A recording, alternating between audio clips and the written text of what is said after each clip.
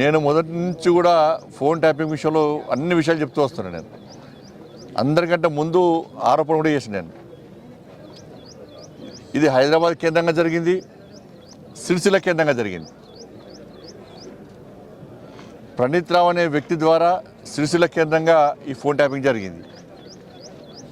సిరిసిల్ల కేంద్రంగా జరిగిందంటే ఎవరి అనుమతితో జరిగింది, ఎవరి కన్నుసరణలో జరిగిందో అందరికీ తెలుసు. మరి సిరిసిల్లనే ఎందుకు కేంద్రంగా ఎంచుకున్నారో కూడా తెలుసు అందరికీ. కాబట్టి దీని మీద విచారణ జరపాలి. ఇవాళ ప్రభాకర్ రావు అనే వ్యక్తి అనేక కుటుంబాలను నాశనం చేశాడు. అనేక మంది మాలాంటి కార్యకర్తలు ఉసురు పోసుకున్నటువంటి మూర్ఖుడు ప్రభాకర్ రావు అంటాడు. ఈ ప్రభుత్వం రాచమర్యాదతో చేస్తున్నది. ఈ ప్రభుత్వం ఏర్పడిన తర్వాతనే ఆయన ఇక్కడి నుంచి వారిపోయాడు. ఈ ప్రభుత్వం కాంగ్రెస్ పార్టీ ప్రభుత్వం ఏర్పడిన తర్వాతనే ఫోన్ ట్యాపింగ్ నిందితులు అందరూ తప్పించుకునే ప్రయత్నం చేశారు. అమెరికా ఎప్పుడు వారిపోయాడు? కాంగ్రెస్ పార్టీ ప్రభుత్వం ఏర్పడిన తర్వాత. ఇలా కూడా కోర్టుకు పోయాడు, కోర్టు నుంచి ఉత్తర్వులు తీసుకొచ్చాడు, రాచమర్యాదతో వేయాలని చెప్పి ఉత్తర్వులు తీసుకున్నాడు. కోర్టును గౌరవించాల్సిన బాధ్యత మనకు ఉంది కాబట్టి దానికి అనుగుణంగా తప్పించుకునే ప్రయత్నం చేస్తూ ఉన్నాడు. ప్రభాకర్ రావు కానీ రాధాకిషన్ రావు అనే వ్యక్తులు కానీ వీళ్ళిద్దరూ అనేక మంది ఇతర పార్టీలకు సంబంధించిన కార్యకర్తలు ఉసురు పోసుకున్న వ్యక్తులు వీళ్ళు. ఇవాళ ఇతర పార్టీ నాయకుల ఫోన్ ట్యాపింగ్ కాదు, బీఆర్ఎస్ పార్టీ నాయకుల ఫోన్ ట్యాపింగ్ కూడా చేసారు. భార్య భర్తలుంటే ఫోన్ వినడమే, కొడుకు తల్లింటే ఫోన్ వినడమే. కాబట్టి జడ్జిలు కూడా ఫోన్ ట్యాపింగ్ చేసారు. కాబట్టి దీన్ని సిబిఐకి ఇవ్వాల్సిన బాధ్యత రాష్ట్ర ప్రభుత్వం మీద ఉంది. ఇదే ముఖ్యమంత్రి గారు ఎన్నికల సమయంలో అనేక సందర్భాల్లో సిబిఐ విచారణ జరపాలని ముఖ్యమంత్రి గారు కోరారు, రేవంత్ రెడ్డి గారు కోరారు. మరి వాళ్ళు ముఖ్యమంత్రి అయ్యారు. ఫోన్ ట్యాపింగ్ విషయంలో విచారణ తూతుమంతంగా సాగుతున్నది. వాళ్ళు కేవలం అధికారులకే పరిమితం చేయకండి. ఇవాళ వాళ్ళ వాంగ్మూలంలో ఏం చెప్పారు? పెద్ద ఆయన చెప్తే మేము ఫోన్ ట్యాపింగ్ చేస్తామన్నారు. పెద్ద ఆయన ఎవరు? పెద్ద ఆయన కల్వకుంట్ల చంద్రశేఖర్ రావు అని చెప్పి క్లియర్గా దానిలో వాంగ్మూలంలో స్టేట్మెంట్లో రికార్డ్ అయి ఉన్నది. ఆల్రెడీ రాధాకిషన్ రావు స్టేట్మెంట్లో పెద్ద ఆయనే కేసీఆర్ చెప్తే మేము ఫోన్ ట్యాపింగ్ చేస్తామని చెప్పి ఆయన స్టేట్మెంట్ ఇచ్చినప్పుడు నోటీస్ ఎవరికి ఇవ్వాలి? కేసీఆర్కు నోటీస్ ఇవ్వాలి. సిరిసిల్ల ఎవరి కేంద్రంగా జరిగింది? కేసీఆర్ కొడుకు కేంద్రంగా జరిగింది. మరి వాళ్ళిద్దరికి ఎందుకు నోటీసులు లేరు? అంటే ప్రభుత్వం వాళ్ళని కాపాడే ప్రయత్నం చేస్తున్నది. లోపాయికార ఒప్పందం, కాంగ్రెస్కును బీఆర్ఎస్కు లోపాయికార ఒప్పందం. ఇవాళ క్లియర్గా రాధాకిషన్ రావు వ్యక్తి స్టేట్మెంట్ ఇచ్చినప్పుడు ఇప్పుడు అదే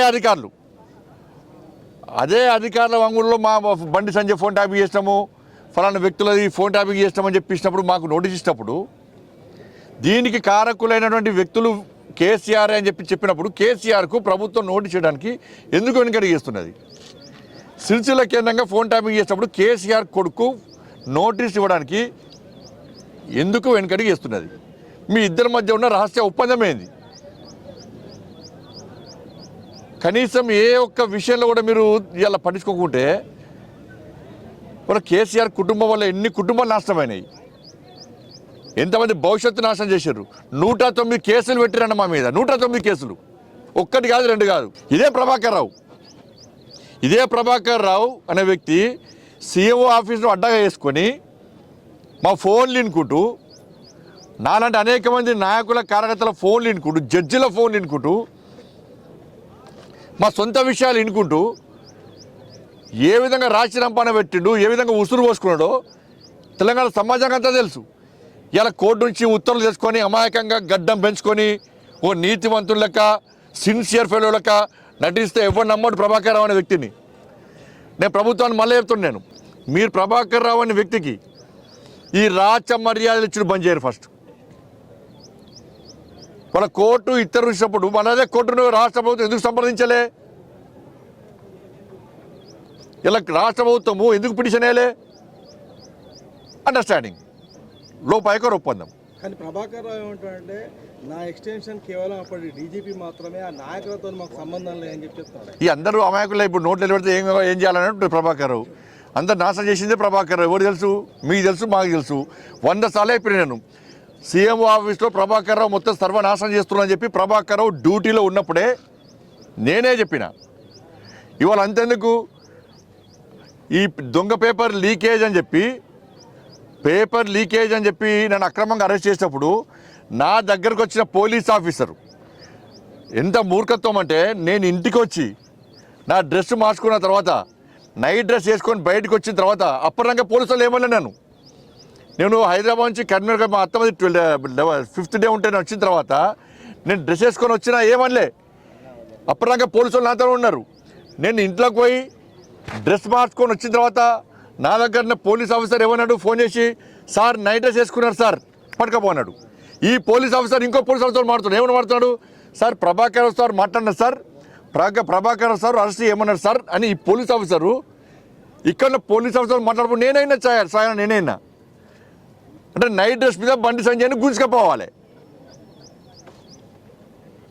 నైట్ డ్రెస్ మీద బండి సంజయ్ని అరెస్ట్ చేసి మొత్తం దింపాలి. ఇది ఎవరు కుట్రా? ప్రభాకర్ ఆదేశాల మధ్య జరిగిన కుట్ర. సంజయ్ గారు ఇప్పుడు షర్మిల ఫోన్ ట్యాప్ అయింది కదా, కవిత ఫోన్ కూడా ట్యాప్ అయిందనే అనుమానాలు వస్తున్నాయి. దీన్ని మీరే ఉంటారు. అరే నేను సొంత బీఆర్ఎస్ పార్టీ నాయకుల ఫోన్లు కూడా కేసీఆర్ అనేది ఆయనకు అనుమానాలు ఎక్కువ. కేసీఆర్కు అనుమానం పుట్టినాకనే కేసీఆర్ పుట్టాడు. కాబట్టి ఇంత మూర్ఖత్వం జరిగినప్పుడు కాంగ్రెస్ పార్టీ ప్రభుత్వము కేసీఆర్ కొడుకు ఎందుకు నోటీస్ ఇస్తలేదు? రాధాకిషన్ రావు స్టేట్మెంట్ ఇచ్చిన తర్వాత ఎందుకు నోటీస్ ఇస్తలేదు? ప్రభాకర్ రావు అనే వ్యక్తికి రాచ మర్యాద లేనిది. దీనికి అంతటి కారణము వీళ్ళే. వీళ్ళని కాపాడే ప్రయత్నం కాంగ్రెస్ పార్టీ ప్రభుత్వం చేస్తున్నది. మాకు నోటీస్ చేయడం కాదు, మమ్మల్ని ఈ ఎవిడెన్స్ కోసమో స్టేట్మెంట్ కోసం పిలవడం కాదు. మేము ఇప్పటికీ ఎక్కడికైనా వస్తాం, మేము 100% వస్తాం. మేము ఇప్పుడు మార్కెట్ తీసుకుపోండి. కేసీఆర్ అనే వ్యక్తి కేసీఆర్ కుటుంబము తెలంగాణ రాష్ట్రాన్ని సర్వనాశనం చేసిర్రు. ఇప్పుడు నేనేమంటున్నా అంటే ప్రభాకర్ రావు అనే వ్యక్తి అమెరికా నుంచి ఇండియాకి వచ్చినప్పుడు కేసీఆర్ కొడుకు అమెరికాకి ఎందుకు పోయిండు? ప్రభాకర్ రావు అనే వ్యక్తి ఇండియాకి వచ్చే ముందు కేసీఆర్ కొడుకు అమెరికాకు ఎందుకు పోయిండు? ఇద్దరి మధ్య ఏం జరిగింది? అమెరికాలో ఏం జరిగింది? ఏం కలిసి మాట్లాడుకున్నారు? ఈయన అమెరికాకు పోయినాగానే ఆయన వచ్చేందుకు సరెండర్ అయ్యాడు. కానీ అప్పుడు కానీ ఇదంతా కూడా గ్యాంబ్లింగ్, అంతే, అంతా కూడా గ్యాంబ్లింగ్.